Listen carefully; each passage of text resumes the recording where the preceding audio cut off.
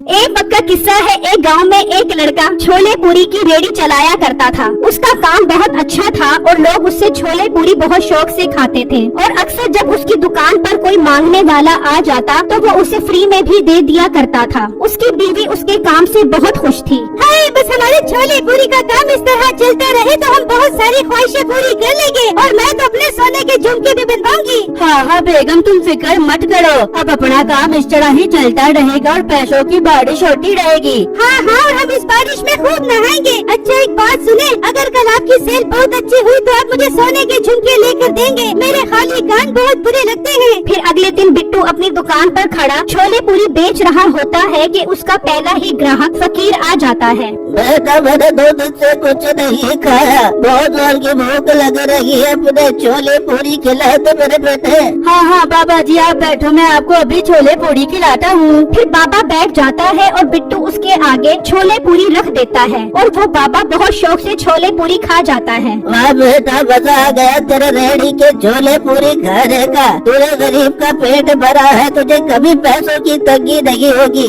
ये मेरी दुआ है तेरे लिए। वो फकीर वहाँ से चला जाता है तो जैसे ही उसकी दुकान पर ग्राहकों की भीड़ लग जाती है। वाह बेटे भाई, क्या कमाल के छोले पूरी है आपके भाई, मजा आ गया। मैं तो रोज आपकी दुकान से छोले पूरी खाया करूँगा। बहुत बहुत शुक्रिया भाई आपका, जो आपको मेरे छोले पूरी इतने पसंद आए। उस दिन बिट्टू को बहुत अच्छा मुनाफा होता है और जब शाम में वो घर आता है, अजय सुनाए आज आपकी सेल कैसी हुई? बेगम, आज तो हड्डी मुक गई, एक के बाद एक ग्राहक, एक के बाद एक ग्राहक, सारे ग्राहक मेरी साड़ी रेडी चट कर गए। आज तो बहुत अच्छा प्रॉफिट हुआ है मुझे। बिट्टू, आपने मुझसे वादा किया था कि आप मुझे सोने के झुमके लेकर देंगे। हाँ बेगम, मुझे अपना वादा याद है। तुम चलो मेरे साथ सुनारे की दुकान पर, मैं आज ही तुम्हें सोने के झुमके लेकर दूंगा। उसकी बीवी ये सुनकर बहुत खुश हो जाती है और वो सुनार की दुकान पर आ जाते हैं और वो अपनी पसंद के झुमके देखती है। बिट्टू, ये झुमके कितने प्यारे हैं, देखो ना कितने अच्छे लग रहे हैं। हाँ बेगम, प्यारे तो बहुत हैं। भाई क्या कीमत है इन झुमकों की?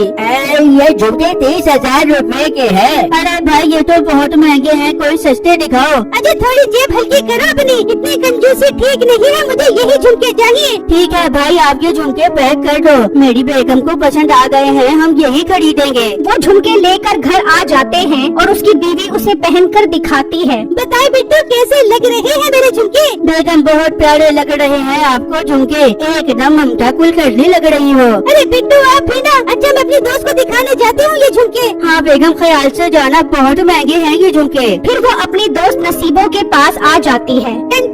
देख नसीबो, मेरे शोहर ने मुझे सोने के झुमके लेकर दिए हैं, बहुत महंगे हैं ये झुमके। अरे भैया, तेरा शोहर तो छोले पूरी का काम करता है, उसके पास इतने पैसे कहाँ से आ गए? अरे नसीबो, अब तो मेरे शोहर का काम बहुत अच्छा चलता है, उसके पास तो पैसे भर भर के आ रहे हैं। मैं तो पूरे मोहल्ले वालों को अपने सोने के झुमके दिखाऊंगी, मैं जा रही हूँ। बिट्टू की बीवी वहाँ से चली जाती है और नसीबो को बहुत गुस्सा आता है। वो गुस्से में अपने शोहर के पास निकल जाती है। बस 200 रुपए से कम का नहीं है कबूतर, अगर लेना है तो ले, वरना यहाँ से चला जा मेरा वीर। भाई मैं तेरे 150 रुपए का दे तेरा कबूतर। अरे चल, बड़े देखे तेरे जैसे ग्राहक, चल भाग जा यहाँ से, कोई कबूतर नहीं है। भाई बहुत लग रहे हैं तेरे, तुझे तो ग्राहक से बात करने की तमीज भी नहीं है। नहीं लेता मैं तेरे से कबूतर, बचा रहा हूँ यार। वो ग्राहक चला जाता है और नसीबो वहाँ पहुँच जाती है। बेचता रहे मीठे 200 रुपए के कबूतर बेचता रहे, वहाँ लोग छोले पूरी बेच के सोने के झुमके बना रहे हैं और तेरे कबूतर 200 रुपए के भी नहीं बिक रहे हैं। अरे बेगम, बात क्या हो गई है, इतने गुस्से में क्यों है? बताएगी भी अटल से जबान चलाती रहेगी। फिर नसीबो उसको अपनी दोस्त के सोने के झुमकों के बारे में बताती है। क्या वो 2 कौड़ी का छोले पूरी वाला इतना अमीर हो गया है? हाँ, तुझे मैं कब से पिट रही थी कि तू भी छोले पूरी का काम शुरू कर दे, लेकिन तुझे तो 200 रुपए के कबूतर बेचने से फुर्सत भी नहीं है। तो फिक्र न कर बेगम, अब तेरा शोहर भी छोले पूरी का काम करेगा और तुझे भी सोने के झुमके बना कर देगा। लेकिन एक बात सुन, पहले मैं उसकी दुकान तबाह करूँगा, फिर अपनी दुकान लगाऊंगा, ताकि मार्केट में मेरी टक्कर का कोई भी दुकानदार न हो। फिर अगले दिन मीठा बिट्टू की रेहड़ी पर पहुँच जाता है। भाई एक नाश्ता कितने का दे रहे हो?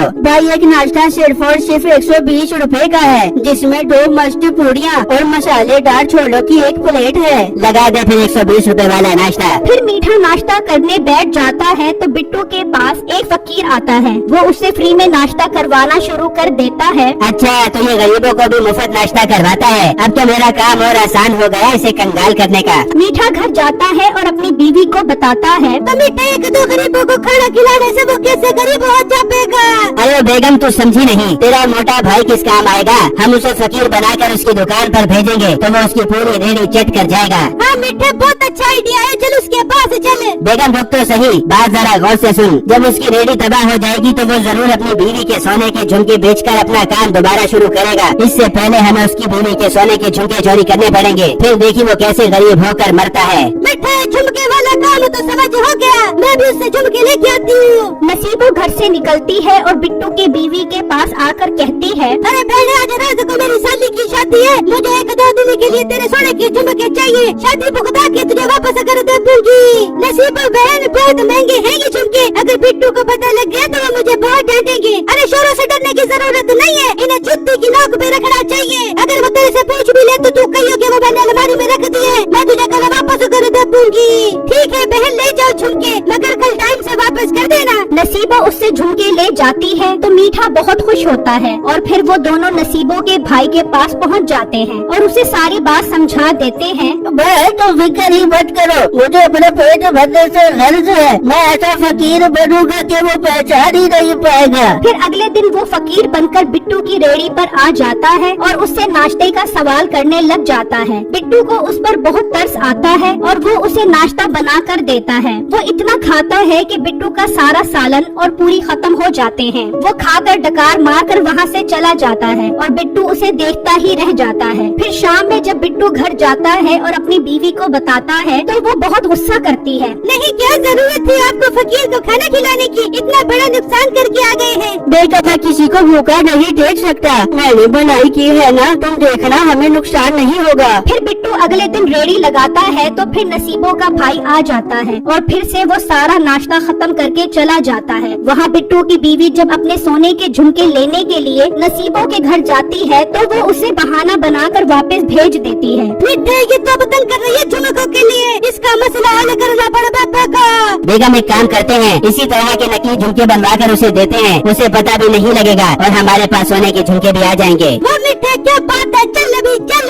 फिर नसीबों वो झुमके अपने कपड़ों में छुपा लेती है और उस जैसे नकली झुमके बनवाने के लिए निकल जाते हैं। तो रास्ते में वो झुमके निकल कर गिर जाते हैं तो अचानक वहाँ पर उसी फकीर का गुजर होता है तो वो झुमके उठा लेता है और जब वो दोनों सुनारे के पास पहुँचते हैं, बेगम झुमके निकाल, भाई साहब हमें नकली झुमके बना कर दो। नसीबो अपने कपड़े में देखती है तो वहाँ झुमके होते ही नहीं है। मिठे वापस चले, झुमके रास्ते में कहीं गिर गए। वो दोनों झुमके ढूंढते ढूंढते घर तक आ जाते हैं लेकिन झुमके नहीं मिलते। दफा हो जा तू मेरी नजरों के सामने से, तेरे से एक काम भी ठीक से नहीं होता। वहाँ बिट्टू अपनी दुकान पर उदास बैठा होता है। ये तो बहुत बड़ा नुकसान हो गया, अब तो मेरे पास और रेडी लगाने के भी पैसे नहीं हैं। अब मुझे अपनी बीवी के झुमके ही बेचने पड़ेंगे। बिट्टू घर आता है और अपनी बीवी से सोने के झुमके मांगता है तो वो उसको सारी बात बताती है। बेगम ये तुम क्या कह रही हो, तुमने सोने के झुमके उन्हें दे दिए, तुम अभी चलो मेरे साथ, हम उनसे सोने के झुमके वापस लेकर आते हैं। वहाँ नसीबों का भाई उसके पास आता है। अरे वाह बहन, बहुत मजेदार होते हैं उसके छोले पूरी, मैं तो खा कर उसकी पूरी रेडी खत्म कर देता हूँ। अच्छा तो ये तुमने भेजा है मेरी दुकान पर फकीर बनाकर, मुझे तुमसे ये उम्मीद नहीं थी। तुम मेरी बीवी के सोने के झुमके वापस करो। कहाँ से वापस करूँ, मेरे पास नहीं है, रास्ते में कहीं गिर गए। नसीबो ये तुम क्या कह रही हो, मैंने तुम पर एतबार करके दिए थे।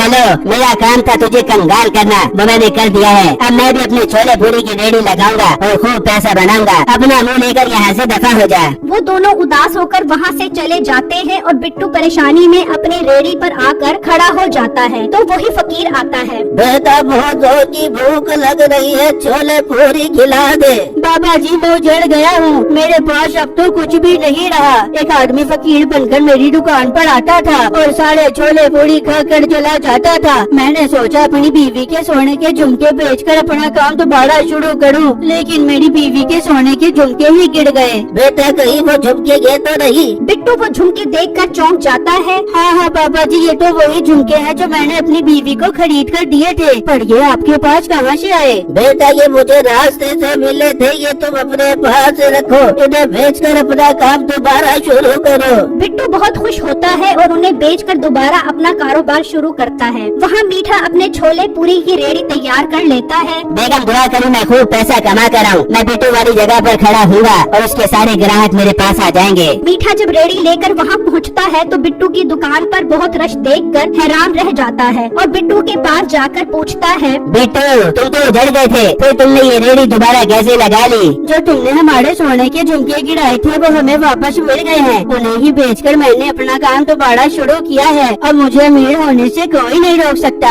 मीठा अपनी रेडी लेकर शाम तक खड़ा रहता है लेकिन उसके पास कोई ग्राहक नहीं आता और उसके सारे पूरी और छोले खराब हो जाते हैं। ये सब मेरी मनहूस बीवी की वजह से हुआ है, मैं उसे नहीं छोड़ूंगा। मीठा गुस्से में अपने घर आता है और अपनी बीवी की खूब दुर्गत बनाता है।